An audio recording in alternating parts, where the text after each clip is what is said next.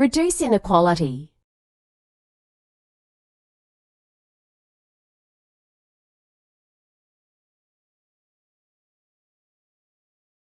Hello, excuse me ma'am.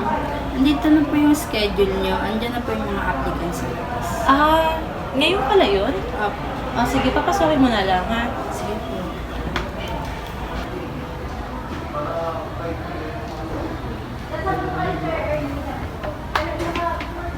Hello, excuse me. First applicant po, Ramos Elmo. Pwede na po kayo pumasok.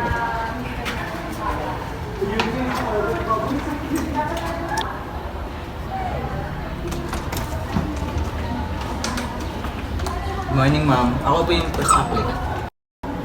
Good morning. Sige, upo ka na. Ito po yung resume.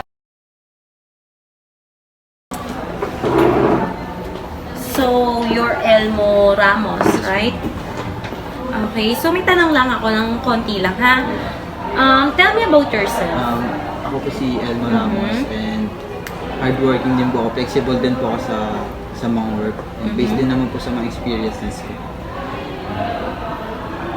Okay, so, ask ko lang, paano mo nalaman na may hiring kami dito sa company? May kakilala ka ba? Pamilya? Na nag-work? Nakita ko lang din po sa internet habang nagbabrowse po ako sa Facebook. And then nag-try po ako na mag-apply. Okay. So, if ever, Elmo, na i-hire kita, ano yung kaya mong or maiaambag mo dito sa company natin? Yun po, ma'am. Marami po, ma'am. Kasi marami na rin po akong experiences. And I think, ma'am, dito sa company na ito is mag-excel pa ako sa sarili. Okay. So, my last question for you. Bakit kailangan mo itong trabaho to? So, kasi ma'am, kailangan po kasi para po sa pamilya and sa panahon ngayon, ma'am, kailangan din po ng pera. Wala rin po kasi akong kaya nag-try po akong mag-apply. Okay. So, based sa resume mo, nakikita ko, ang ganda rin ng mga experience mo sa ibang work. Nagtatagal ka rin. So, Napakarami mo na rin mga iba't ibang work dito. And then, lahat ba ng mga work mo napasukan is okay naman yung pag-alis mo? okay naman po. Okay. Kaya lang naman ako umalis ma'am kasi ma'am yung ibang work ko po ma'am malayo. Okay. Sige. Bali, tawagan na lang kita kung okay lang sa'yo. Kasi, maganda yung mga qualification mo dito pero mag-aano pa ako ng ibang mga applicant. Meron pa kasing nakapila dun sa labas, di ba? So, tawagan na lang kita, ha? Pagkatapos ng interview or for ngayong araw, mag-antay ka until tomorrow, ha? Okay po. Sige. Thank you, Elmo. Hello, nandito na po yung second applicant. Sige, papasukin mo na. Morning po. Good morning. Good morning po. Sige, upo ka. So, you are Rosel De Vera. Yes. Okay. So, tell me about yourself, Rosel. I am a 4 graduate course po ng HM ng Hospitality Management po. Then, may working experience na rin po ko ng 1 year po sa isang restaurant po. Malapit po sa Okay. So, paano mo nalaman na may hiring kami dito sa company natin? May nag-refer po sa akin na nag-work din po dito, Okay. si Regine po. Okay. Kilala ko siya. So, ask ko lang kung bakit mo gusto magtrabaho dito sa company namin? Gusto ko pong mas ma-enhance pa po yung skills ko pagdating po sa marketing po at saka po yung customer service po. Okay. So, my last question for you. Bakit kailangan mo tong work na to? Kailangan po po itong work na to dahil bukod po sa financial po. Ito rin po yung magiging pang step up ko po para po sa mas gusto ko po puntahan na work. Okay. Okay, so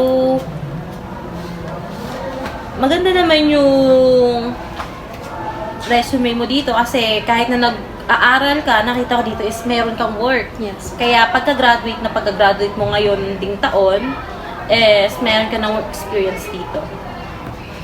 Okay, so I'm going to call you na lang. Just wait my call for today or tomorrow, ha? Okay, so thank you, Rosel. Thank you po. Hello, ma'am. Excuse me po. May napili na po ba kayo para sa posisyon na to? I'm not yet sure eh. Bali, aaralin ko pa. Pero parang may napupusuan na ako.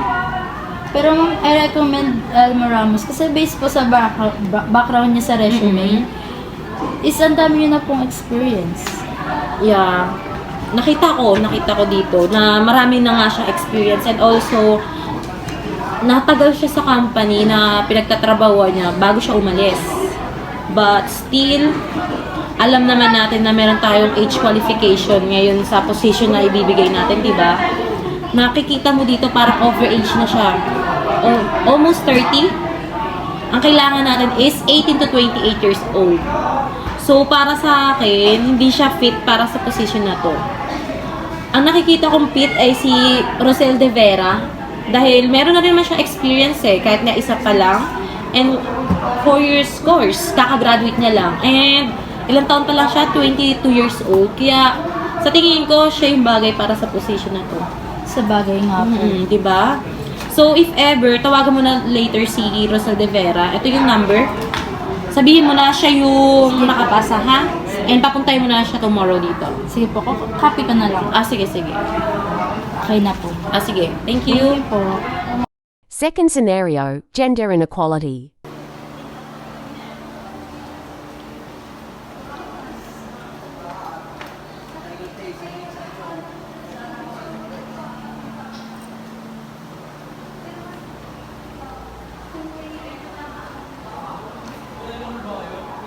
Magandang umaga. So, ba't ganyan ang damit mo? Wala sa tama. Ayaw na. Mag-class na tayo. So, ayun, sa ating natalakay ng nakaraan, ano ang inyong natutunan? Sa tingin nyo ba ang yung ganyan sa nakaraan nating dinalakay? Sa pampanahon ngayon o sa pampanahon ng dati? Ikaw? Kung sa panahon dati, sir, hindi talaga ako. Dahil may tamang panunod para sa mga babae at sa lalaki. Kung ganyan ang magiging panunod niya noon, is maaaring maging kasalanan to o mas worse pang mangyari, lalo na sa panahon ng mga Espanya dati.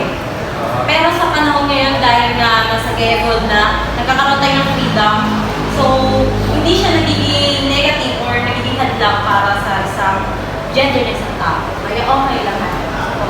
So, ikaw, ano masasabi mo sa nagawa mo? Angkop ba yan? Sir, ako namin yung service ko. Kasi may mga na po yung pagdahin ako ng class. May sa akin na i-express ko ano yung gusto namin. So, ito ano yung gusto namin. Doon nagpakita ko ano yung identity na prefer namin. Sige, makakupo ka na. So, ayun, kahit wala sa nakaraang pagtalakay natin, so naintindihan naman pala natin lahat kung ano ba ang pinagkaiba ng gender equality sa panahon noon at sa panahon ngayon. So, maraming salamat ulit sa pakikinig sa inyo at dito na lamang muli. Thank you, sir. Okay.